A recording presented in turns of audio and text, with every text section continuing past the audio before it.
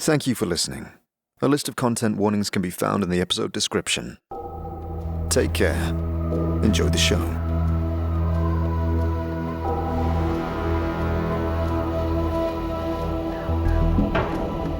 Planescape Torment, the Unofficial audio series. A narrative let's play adapted and produced by RevocerGM. Combining in-game audio with additional voice acting through dialogue and descriptions to improve your listening experience. Rediscover the amazing story of the 1999 cult classic isometric video game, Planescape Torment, like you've never heard before.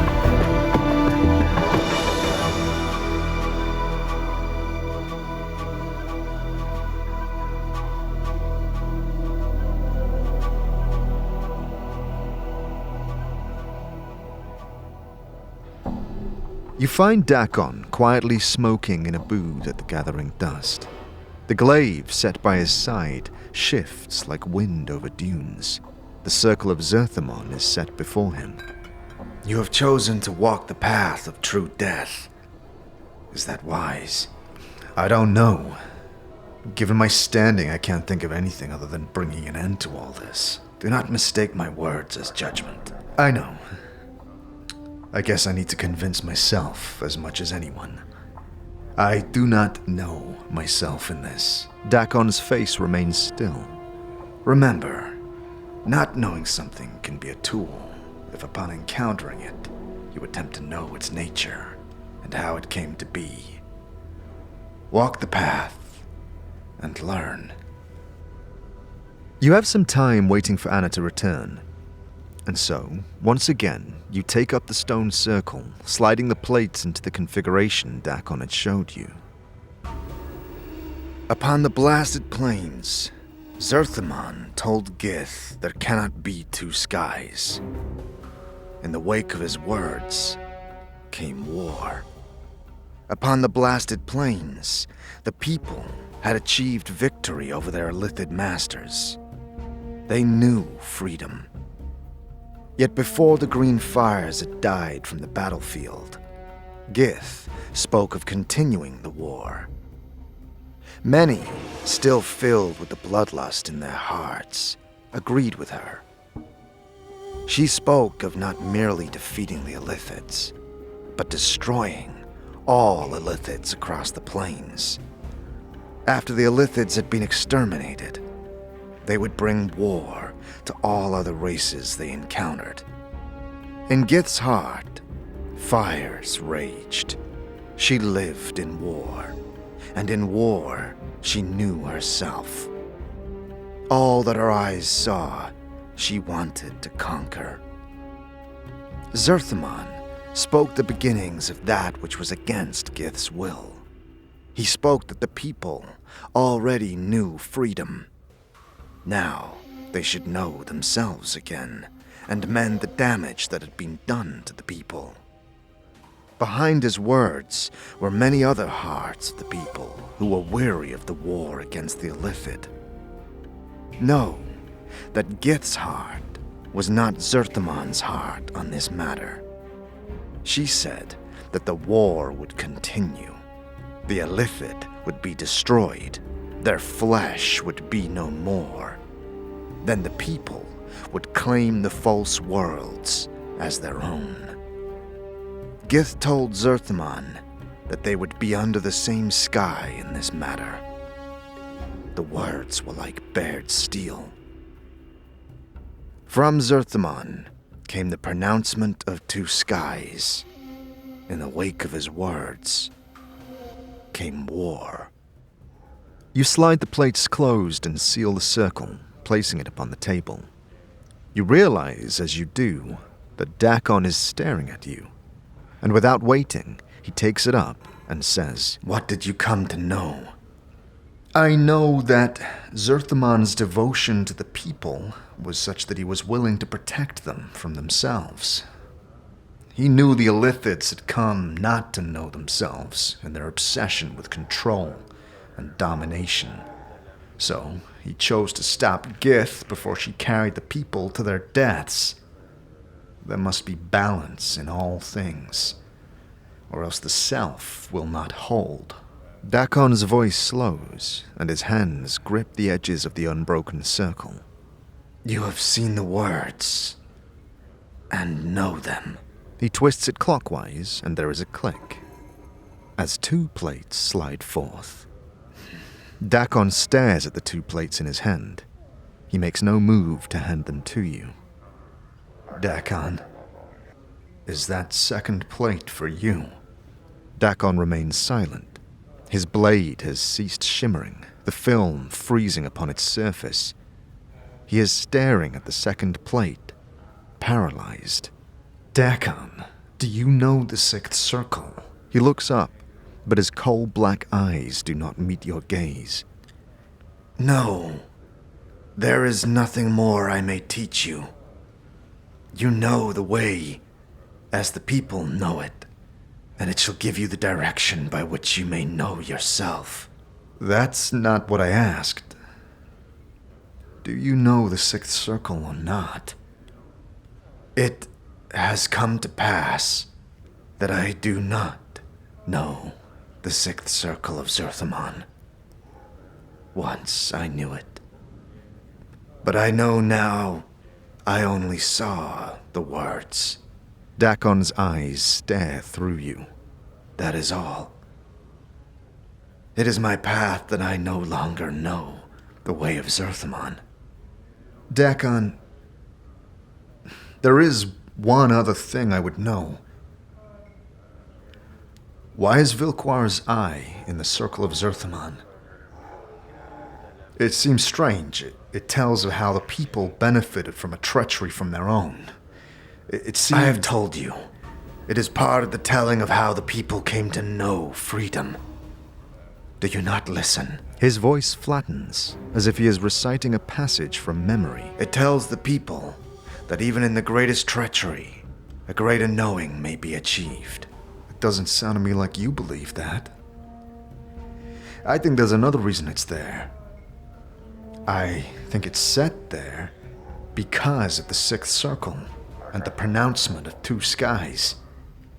It's there to justify Zerthamon's treachery to the people upon the blasted plains. Dakon's glaive bleeds into a dead black, teeth rippling along the edge.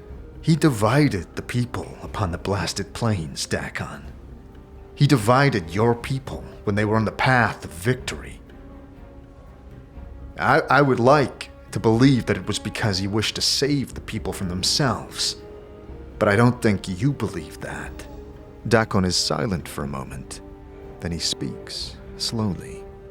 I do not know the 6th circle as it is known to others. I fear that the 3rd circle, the 4th circle, and the 6th circle are more closely linked than many know. It is in that knowing that I have lost myself. In the 3rd circle, Zerthamon submerged his will to deceive the Illithids. Then in the 4th circle, it speaks of the benefits of treachery. Then, in the 6th circle, Zerthamon divides his people before they exterminate the Illithids. Do you think Zerthamon's words may not have been his own? Know my words, and know the wound that lies upon my heart. I fear that when Zerthamon was upon the Pillars of Silence, he did not submerge his will. I fear his will was taken from him by the Illithids. And when he spoke upon the blasted plains, it was their words he spoke. I fear that what he did was not for the people's sake, but for our former masters. It's possible, but no, it doesn't necessarily mean that... Then know this and speak of it no more. Dakon's voice is like a knife. Know that I shall never know the truth. There is no resolution to this matter, for I shall never know Zerthamon's heart upon the blasted plains. He glares at the stone circle in his hand. And so, I do not know myself because of the unbroken circle of Zerthamon. You can see the physical strain Dakon is under with this. It's as if he were shackled to some inner turmoil and would rather burst from his own skin like chains. Very well. I will speak no more of it. Anna slinks into the bar, looking about with a grimace on her face. She sneers as one of the zombie staff stumble by her. Why you'd want to be in a place like this is beyond me. Right. Well, let's get out of here. You lead them both through the hive with one purpose: to see if Fel recognizes the tattoos marked on the petrified arm you'd found under the trap crypt. You are certain they are connected to you somehow, and have reason to believe it may in fact be your own arm, however incomprehensible that might seem. The sign of the white oval struck by a thunderbolt glows as you enter, and as you push through the curtain, Anna grabs you by the shoulder. Are you daft? We'll draw the lady's gaze. If we stay here, we will. Her arm is rigid, and her fingers dig into your skin. Anna, what's wrong? Are you so pig-eager to dance in the lady's shadow you'll bandy words with this one? Let's give this place the laugh before we get penned in the dead book. What's the problem? It's Fel. Let's be away, eh? No good'll come of being here, so it won't. She starts trembling. No more questions. Let's give this place the laugh, eh? Anna, no harm will come to you while I'm here. Now tell me what's wrong. Fel's a Dabus who angered her. It said he's a Dabus who isn't a Dabus, and the time's close when the lady's gaze will fall on him, so it will. Her? You mean the Lady of Pain? Aye, and heed your tongue. Anna makes a semicircle in the air in front of her as you mention the lady's name. The Dabus work for the lady, and she protects them. Sent Fel. Let's be away, aye? Anna, I need to speak to him. Oh, please, nay. No good'll come of it. Anyone speaking to Fel could draw the lady's gaze. I don't want to die, I don't. To your surprise, Anna looks close to tears. Anna, no harm will come to you while I'm here, I promise. I just need a moment with him.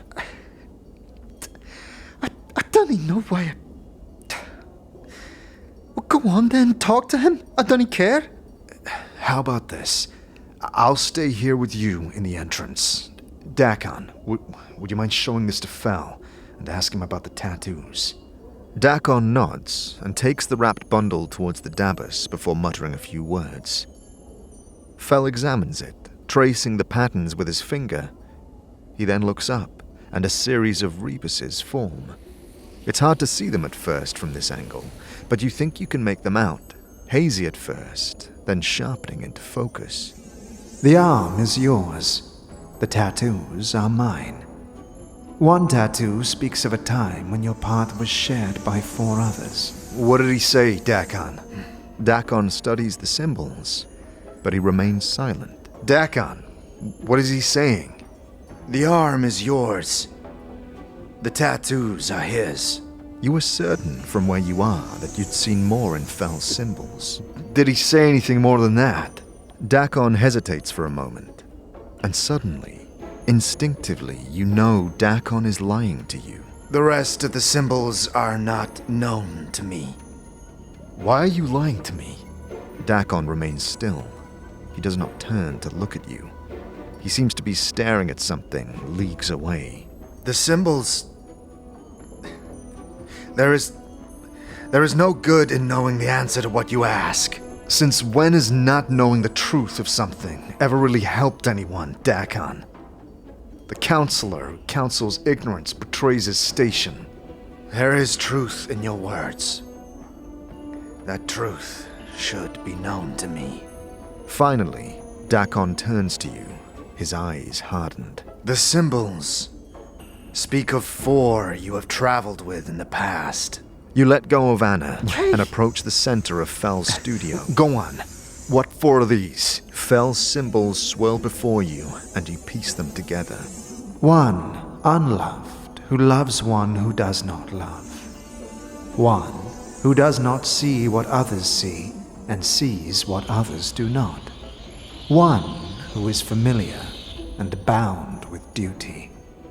One who is a slave, and his chains are words. As you finish translating, the 4 strings seem to form themselves into links, and they merge into a chain.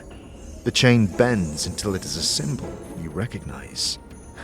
Why did you not want to tell me this? The 4 are bound with a symbol that is known to me. What symbol? The symbol sharpens, gaining edges that are almost painful to your eyes. It is torment. It is that which draws all tormented souls to you. Fel nods at your left arm, at your own shoulder. The flesh knows it suffers, even when the mind has forgotten. And so, you wear the rune always. Dakan, tell me everything you know about the 4 on that tattoo. I will not speak of it here. Ask when what we speak of will only be for the ears of those that walk with you. Fine. Fel, what about the other tattoos on the arm? Fel examines it again, tracing the faded tattoos upon its surface. As he does, they each appear as a symbol above his head. The symbols are unfamiliar to you, but flashes of memory spark in your mind as Fel recounts the tales they portray. They tell of a time when you were lost and abandoned on the streets of the Hive, barely able to make a living, robbing and stealing from others you encountered. The crimes this lost incarnation committed eventually drove you to seek shelter in the Weeping Stone catacombs, where you survived for almost a year, forced to live as a shadow mite, hiding from detection by the Sigil authorities and concealing yourself from the more dangerous inhabitants of the tombs. The world beneath Sigil's streets became a second home to you. It tells of you living there in darkness and coming to learn the nature of why the stones beneath Sigil weep. You leave Fel's studio, confused and frustrated. So much has happened all at once, and it all races in your mind, along with flashes of dark, murky memory. Your companions, the people you have grown to trust, your friends, wearily follow behind. Dakon cannot seem to look from the ground in fear of making eye contact. Right, it's time we set up camp now. Things look better in the morning. I agree. We need to find somewhere we can be alone. Right, Dakon? He quietly nods. I know just the place. Anna leads you to what seems like an abandoned building off a side street. It almost certainly seems to still be just that. But when Anna draws back a cloth within, covering an old, disused chimney house, she reveals a small hidden room behind. It is a humble hovel, little more than a cot with a few blankets and cushions, but she quickly goes about lighting several lanterns, and suddenly, the place feels as warm and inviting as anywhere you've been. A sanctuary from the woes of the Hive. This should do us all right for the night, if you don't mind sleeping on the floor. That's fine. Thank you, Anna. I'll pop out for a while. Leave you two to swap the chant a wee bit. She gently closes the curtain behind her and leaves you and Dakon stood, now awkwardly in this enclosed space. All right. There are no other ears beyond our own. What do you know of the 4 bound by this tattoo? The tattoo speaks of 4 minds. One was a woman who loved a man who knew her and knew not love. The other was a blind man who saw things no mortal eye could see. Another was a familiar, a mage's pet, bought and bound. And the last was a slave. Can you tell me anything about them? The woman was young. She worshipped time, for in her blood she knew of things to come. The archer was a blind man, and he could see things that no other one could see. The path of his arrows always led to the heart of an enemy. The familiar, I know little of. See things to come. The woman's name wasn't Dianara, was it? No, that Dianara was the name she carried. All right. What do you know of the archer? I know little of him. I know he was a soldier. I know that alcohol had taken a portion of his life. In blindness, he had come to know a different sight. In knowing this, he had become strong, yet he did not know his own strength. Do you know what his name was? Before Dakon can respond, you feel you know the answer. There is a crawling sensation in the back of your skull, and you feel the name surfacing, as if from beneath a great muddy ocean. His name was Zachariah.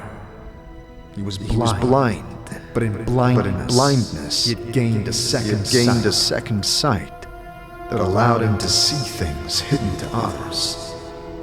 He was an archer, and where his arrows flew, they found the hearts of their targets. Know that Zachariah was the name he carried, and know that his name pierced the heart of many enemies. Do you know why we were traveling together? Know that the path was known to only you, and it was your will that we not know it. Know that those that walked your path knew only the symbol that bound them. We. And which one of them was you? Were you the slave, Dakon? At the word slave, Dakon's face collapses in pain as if he was struck. It is as if the word was a dagger stabbing at the core of his suffering. His glaive swims in turmoil. Know that this one owed you a service. In owing this to you, it became as slavery. Know that your will is my will. When you speak, know I must hear you. Know that your words may stay my blade or guide it to the throat of another. What? But why? Dakon seems to look through you, as if meeting your gaze were unbearable. Your path is my path. I am chained to you. But why, Dakon? How did this come to be? No, the tale is long. The matter is between me and the other that was once you. Know that if you hear it, know it shall be a long tale. I would hear it. Upon the roiling plain of Limbo, the people shape cities from the chaos with their thoughts. Know that there is no place for a divided mind. Dakon raises the blade from his shoulder and holds it before him. As he stares at it, it sharpens until it is almost as thin as a piece of paper. A divided mind is an unfocused mind. A divided mind fractures walls and weakens stone. As Dakon speaks, the edges of the blade corrode slightly, the metal misting and melting along the edges. Many divided minds may destroy a city. I understand. Go on. Long have I known the words of Zerthamon. Through my voice, many have come to know the words of Zerthamon. The Zerth protect the community from all threats, whether to the body or the mind. They are the guiding stones in the chaos. So it came to pass that I spoke the words of Zerthimon without knowing the words of Zerthimon. It came to pass that I no longer knew myself. So, you doubted the words? No. Dakon's voice is edged, and his blade sharpens in response. I knew the words. Yet it came into my heart that perhaps others did not know the words as Zerthimon knew them. And so, division formed. As my mind became as two, as my mind became divided, those that looked to me as a guiding stone became divided. Many scores of Githzerai, many hundreds of scores of Githzerai doubted. Shrek-Lor died that day. So, those that followed you came to doubt the words as well, and the city was weakened. And that is how Shrek-Lor fell. The enemies of Zerthimon came. Know that their hatred of his words and the people lent their blade strength. Know that they sensed the weakened city, and they brought war with them. Many Githzerai drowned in the chaos and beneath the blades of our enemies. Small beads of metal appear on the surface of the blade, as if it is blistering. No, this happened long ago. What happened to you? As I fell from the walls of Shrek-Lor, know that myself was broken. My blade was missed, my mind divided. I was adrift upon Limbo's seas, and I wished to drown. I died for days, my mind awash in division. When death finally came to me, it wore your skin, and it had your voice. Me? You asked that I hear you. As Dakon says the words, your vision bleeds outwards, and the crawling sensation begins to worm its way up through the back of your skull. You feel nauseous for a moment, and your vision is suddenly as chaos, smeared, twisted, and you are someplace else, someplace in the past. Everything around you is in turmoil. Your vision is hazy, swirling, dizzying all at once. There is mist, pockets of fire, islands of mud, stone, and ice-covered rocks swimming through the plain like fish, impacting and dissolving, droplets of water arcing through the howling air and lashing your skin like teeth. You choke back your nausea and steady yourself. This is the plane of limbo. All is chaos. Nothing is stable. You focus on the dying man that lies before you. It is why you have come to this place.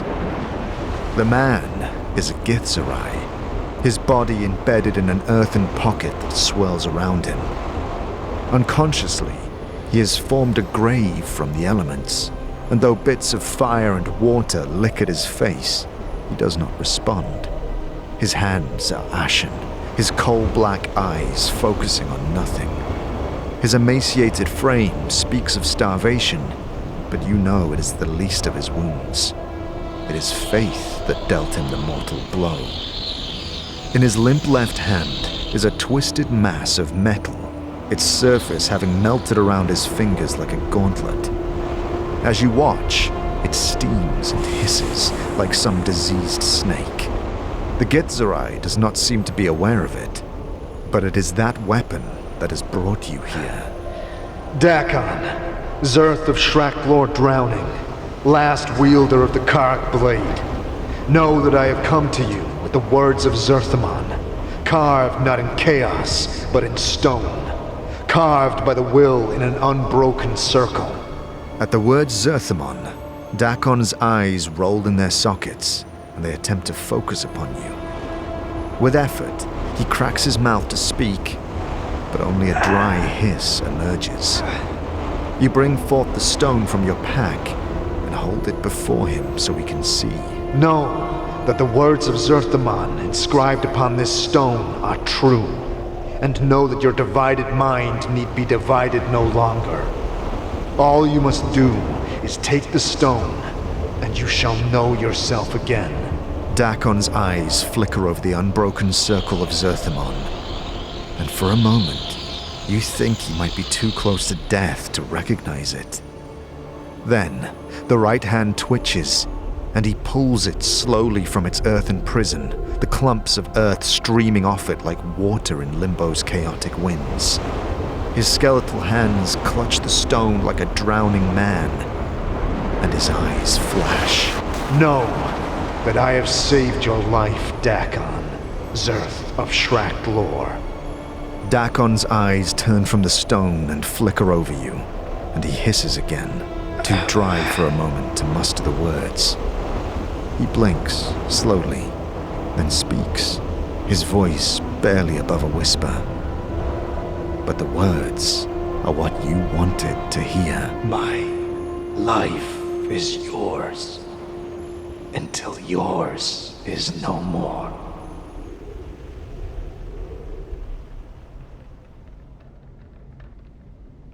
I heard your words. The chaos in my mind became still. I knew myself again. You got the circle from me. Yes. In knowing its words, I knew myself. But did it save your life, Dakon? Or did it divide you further once you'd studied the circle? Dakon is silent for a moment, but his blade writhes as if in pain. He is slow to speak again, and when he does, his voice is somber. It divided me. Then did I save your life, Dakon? Or did I only add to the pain you already felt? Those words of Zerthamon's, they only seem to divide you more. I see it when we talk over the teachings. I say that I never saved you, Dakon. I only raised you from near death so that you might die again. If you had died at Shrakt lore, then you would have known peace. Your words carry the weight of truth. The death I would have died at Shrakt lore, that would have been the last death.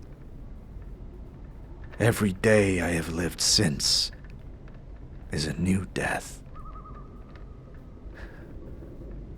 Tell me about that other me, the incarnation you knew. What was he like? Dakon's gaze travels through you, and he falls silent. Dakon?